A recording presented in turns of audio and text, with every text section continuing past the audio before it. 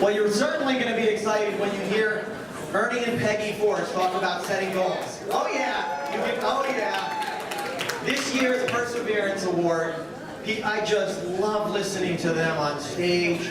Just love being around them in person. He's got such a compelling story and tells it in such an incredible way. They're beautiful people. You guys are all in for a really good treat. Executive consultants Ernie and Peggy Force. Come on up.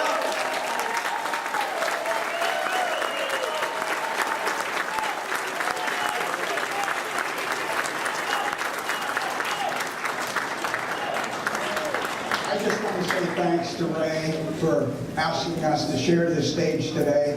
First time with EC Factory, but I hope it's not the last. We'll do the best we can. You know, I look at myself and I realize that as I look around to different groups of people, that I think there are a lot of women out there that are no different than I am. I had goals from the start of our marriage. I wanted to have a great marriage, and we've been married for 54 years. And I wanted to have a great family. I have that, and I have wonderful grandchildren. But you know, after working for 35 years in the medical field, I thought we were going to just do a lot of traveling and a lot of things that we didn't do during those 35 years. We did travel for a short time, but then Ernie popped on me that this will probably be our last trip out west, because we love to go out west. And inflation was unreal at that time, and we didn't have the money to travel like we used to. So at that point, Ernie was introduced to this business, and I decided I didn't want to have anything to do with it. But I realized after seeing him get so excited, and I don't think he's lost that excitement in all these years. But I saw the change in him, and I realized that I was going to start supporting him.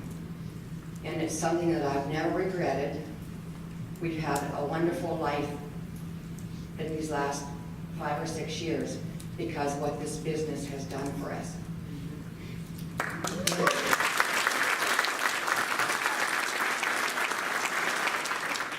Thank you. You know, when I thought about what I wanted to talk about, I wanted to talk about goals, and it's going to be a little bit different than you would normally hear from a younger person, I think. But I'm going to tell you it's very closely intertwined with everything that's been said this morning. Very close to what John said, and a lot of what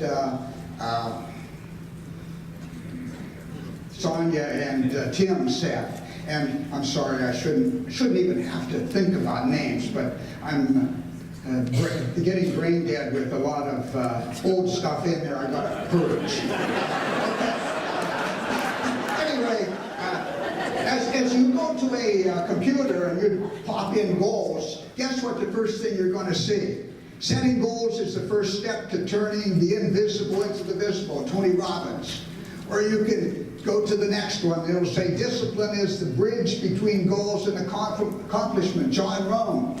And you could go on with that and build a whole case. But I'm going to totally approach it differently, and I've asked Ray for permission for some of the stories I'm going to tell, because they could be offensive to somebody, but they're very inspirational to me, okay? So here's what I want to say, I want to start with. Once you put your signature on that application, that is very important. That's a very important day. For me, that was a very important day, because I knew that meant, even though I was very sick, I knew someday I was going to build this. Think of the people that signed the Declaration of Independence. Every one of them that put their signature on there were putting their lives, their homes, their sacred honor on the line for this country. And now we have people doing what they're doing. You know, it's not right, but it's happening. Okay, I'm not one of them. I put my signature on and I said, this is going to change my family. And you have to get to work to change your family. So I want you to be a person on a mission. Picture yourself successful. Have you ever thought about the number of people that are just running around aimlessly? Hundreds, thousands, millions of people just on the road, you know, they're on the road to nowhere. Get me by them, you know, or in the market or in the drugstore, wherever you go, they're just people lollygagging around. And you say, hey, I don't have much time left. I want to get this thing done, you know? Okay, when you set a goal, make it public. Once you tell somebody what you're going to do, that should lock you in. You should not forget that. A couple of things happened in my life. The first training like this we went to was in Buffalo, New York, March 2012. It snowed. We had to travel through the snow to get there. But that was the day we met Tim and Missy, we met Greg and Beth, we met Jim and Kim Mason, we met some of these people. And I remember Tim being out there using his card system, showing us how he keeps track of people. And I thought, that's exactly like I did in the old business, you know? I think I can do this. And then I went over to Jim Mason, I said, Jim, now understand, I was a regional consultant. I'm going to say I just to save time.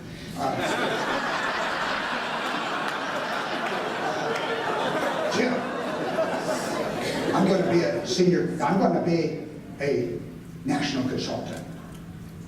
And he looked at this old codger and he said, I won't tell you what he said. He believed. I don't think he believed me. But it was a long-term goal that was immediately made, okay? Now, that was so far down the road, but yet it was my goal. Because in another business, I had never ascended to where I knew I could have been. And if you have ever failed in life, you will regret that the rest of your life. So don't quit, okay? That'll come again. But anyway, make it public. Set a goal when you're going to be RC, SC, EC, NC. Another thing that happened along the way, right around that time, we now had become senior consultants. We went out to Ambition, 2012. Ray Monty, I hope you remember this, because it was Thursday morning. I had come in there, and somebody back home had said, I'm going to tell you something. You're going out there, and there's going to be a lot of hype. Don't go out there and drink the Kool-Aid.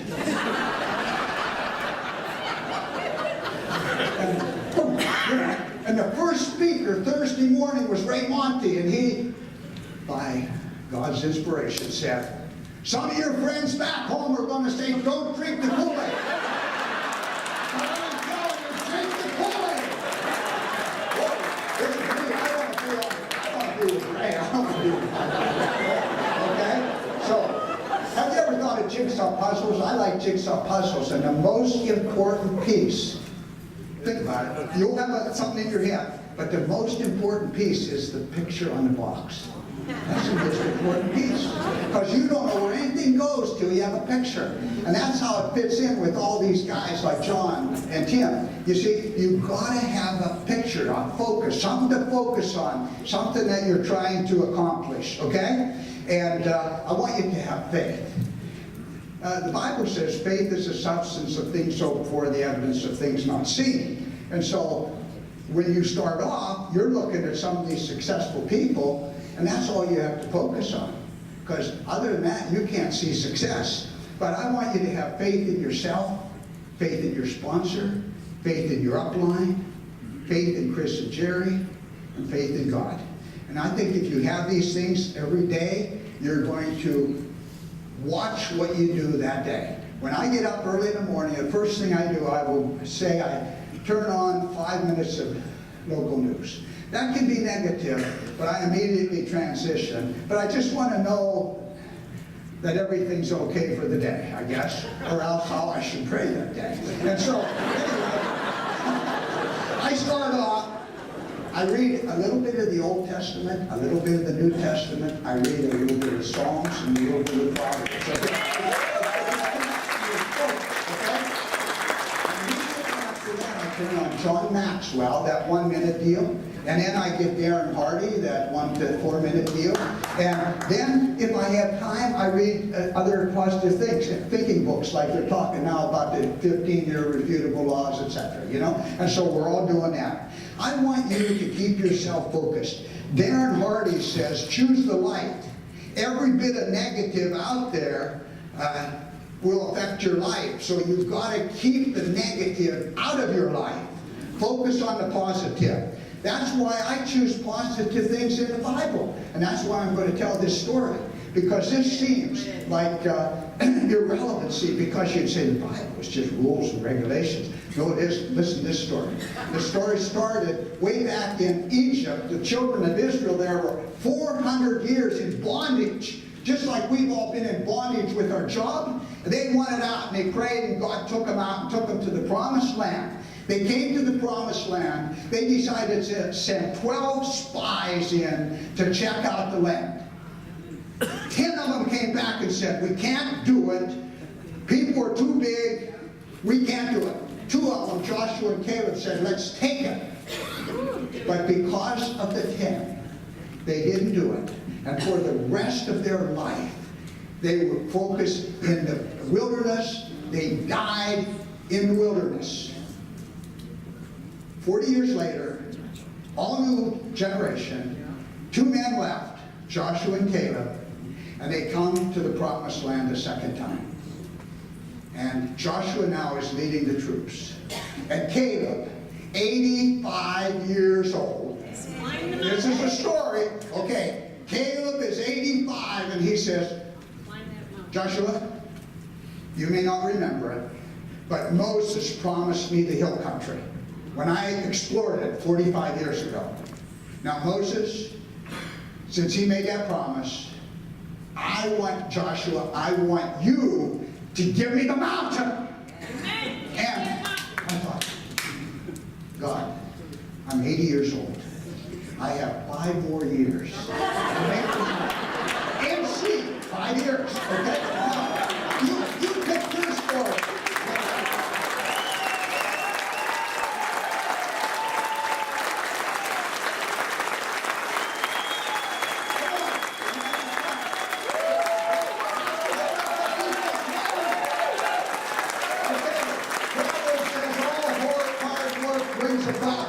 But mere talk leads to poverty. Okay? Procrastination. William Lawrence wrote, on the plains of hesitation bleached the bones of countless millions who, at the dawn of victory, sat down to wait, and waiting, died. Stop being a procrastinator. Stop being a perfectionist. Growth is about progress, not perfection. When it comes to going after your goals, your greatest adversary is inertia. We have a tendency to keep doing what we've always done, hoping that things will change. They won't. So take action.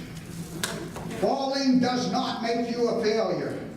Quitting does. Not learning from it does. Refusing to get back up when you fall does. Use all of the strength God has given you to get back up and do it.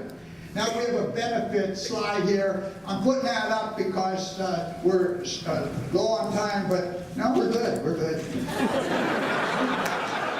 Okay. Goals enable you to know, be, do, and have more. Use your mind and talents fully. Have more purpose and direction in your life. Make better decisions. Be better organized and effective. Do more for yourself and others. Have greater confidence and self-worth. Feel more fulfilled. Be more enthusiastic and motivated. That will sponsor people and accomplish uncommon projects. Okay?